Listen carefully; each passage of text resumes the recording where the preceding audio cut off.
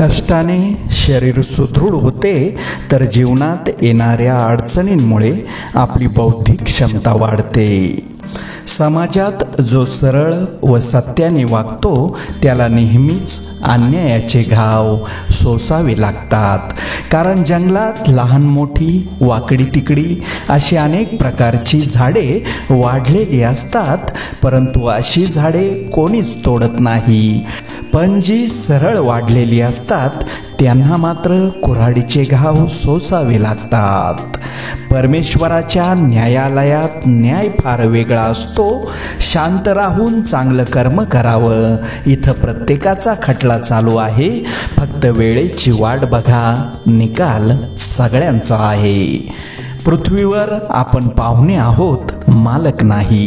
हे ज्याला कळाले त्याला खरे जीवन कळाले. आनंदी रहा, सुखी रहा. दुसऱ्याच्या पराभवाची वाट बघणाऱ्याला हे समजतच नाही की तो दुसऱ्याच्या वेगावर लक्ष ठेवता ठेवता त्याच्या स्वतःचा वेग आपोआपच कमी होत असतो. स्वभाव अशी गोष्ट आहे जो नेहमीसाठी सर्वांचा प्रिय बनवतो. कितीही कोणापासून दूर व्हा, परंतु चांगल्या स्वभावामुळे कोणत्या ना कोणत्या क्षणी तुमची आठवण होतच असते. म्हणूनच स्वभाव सुद्धा माणसाने कमावलेलं सर्वात मोठं धन आहे. गरज संपली की विसरणारे फार असतात. गरज नसताना पण आपली आठवण काढणारे फारच कमी असतात. संयम हा यश मिळवण्यासाठी लागणारा सर्वात महत्त्वाचा घटक आहे. मोठं व्हायचंय आणि यशस्वी व्हायचंय तर अपमान गिळायला शिका. उद्या मोठे व्हाल तेव्हा हीच अपमान करणारी लोक स्वतःचा मान वाढविण्यासाठी तुमची ओळख सांगतील. सर्वात मोठं वास्तव हे आहे की लोक तुमच्याविषयी चांगलं ऐकल्यावर संशय व्यक्त करतात, परंतु वाईट ऐकल्यावर मात्र लगेच विश्वास ठेवतात. प्रयत्न करून चुकला तरी चालेल, पण प्रयत्न करण्यास कधी चुकू नये. कारण हिंमत नाही तर किंमत नाही, विरोधक नाहीत तर प्रगतीही नाही. आपल्या 1000 चांगल्या शब्दांचा अंत करण्यासाठी एका चुकीच्या शब्दाकडे 1000 लोक लक्ष ठेवून असतात. वर्तुळाला शून्यात मोजणाऱ्या लोकांना परिघाचं महत्त्व कळत नाही. कुणाच्या हृदयातून आपली जागा कमी करणे खूप सोपे असते, परंतु कुणाच्या हृदयात आपली जागा पक्की करून ती टिकून ठेवणे खूप कठीण असते. ज्यावेळी तुम्हाला बघता समोरची व्यक्ती नम्रतेने नमस्कार करते, त्यावेळी समजून घ्या की जगातील सगळ्यात मोठी श्रीमंती आपण कमावली आहे. मेहनत इतक्या शांततेने करा की तुमचं यशच आवाज करेल. भूक लागली म्हणून भाकरीऐवजी पैसा खाता येत नाही, आणि पैसा जास्त आहे म्हणून भुकेपेक्षा जास्त अन्न खाता येत नाही. म्हणजेच जीवनात पैशाला ठराविक रेषेपर्यंतच स्थान आहे. मालमत्तेचे वारस कितीही असू शकतात, पण कर्माचा वारस आपण स्वतः असतो. लहानपणी रिकाम्या जागा भरा हा खूप सोपा प्रश्न वाटायचा, आणि मोठ्यापणी तो तितकाच अवघड वाटतोय. आयुष्यातल्या काही रिकाम्या झालेल्या जागा या रिकाम्याच राहतात, त्या पुन्हा भरता येत नाहीत. आयुष्याची पिशवी कायम थोडी रिकामी असायला हवी, कारण भरलेल्या गाठोड्यांना अहंकार लवकर येतो. आनंद हा विकत मिळत नाही, आनंद हा स्वभावात असायला हवा. नातं कुठलंही असो तिथं प्रेम हे मनापासून असावं, शब्दांपुरतं नाही.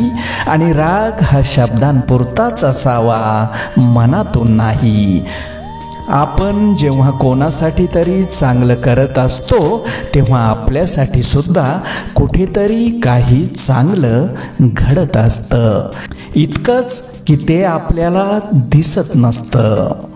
फार कमावून गमावण्यापेक्षा मोजके कमावून जतन करणे महत्त्वाचे आहे, मग तो पैसा असो की माणसे. आपल्या माणसांसोबत वेळ नाही कळत, पण वेळेसोबत आपली माणसं नक्कीच कळतात. आपण फक्त भविष्याबद्दल विचार करत राहिल्यास आपण आपले वर्तमान गमावाल. सक्रिय व्हा, जिम्मेदारी घ्या, त्या गोष्टींवर काम करा ज्यावर तुम्हाला विश्वास आहे. जर असे तुम्ही करत नसाल तर तुम्ही तुमचे भाग्य दुसऱ्याच्या हवाली करत आहात. जगण्याच्या धावपळीत कितीही जोरात धावायचं असेल तर धावा, पण नेहमी एका गोष्टीचं भान ठेवा. आपल्या जवळच्या माणसात आणि आपल्यात जास्त अंतर पडता कामा नये, कारण आयुष्याच्या एखाद्या वळणावर त्यांची गरज भासली तर तुमचा आवाज त्यांच्या कानापर्यंत आणि मनापर्यंत पोहोचायला हवा. दुसऱ्यांना केलेल्या मदतीमुळे मिळणारा आनंद आयुष्यभराचा ठेवा असू शकतो.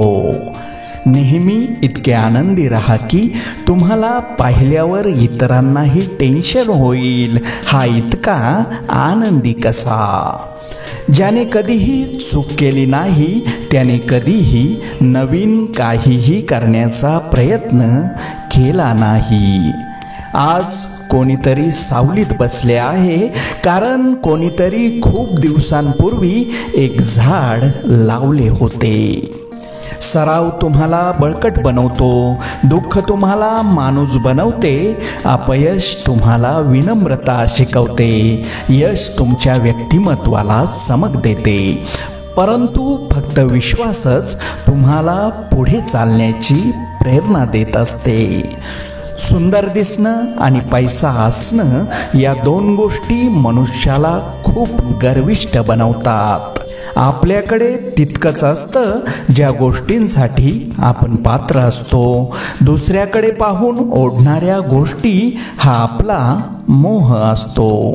वेळ निघून गेल्यावर सुचलेला विचार आणि पिके जळून गेल्यावर पडलेला पाऊस याची किंमत सारखीच असते. राग आल्यावर थोडं थांबलं आणि चूक झाल्यावर थोडं नमलं तर जगातल्या सर्व समस्या दूर होतात.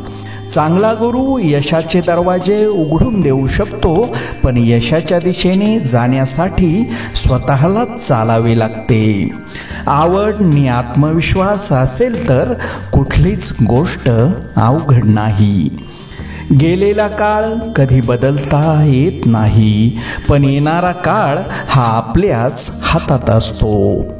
जास्त नाही, पण एवढे यशस्वी व्हा की आपल्या आईबाबांची इच्छा नक्की पूर्ण करता येईल.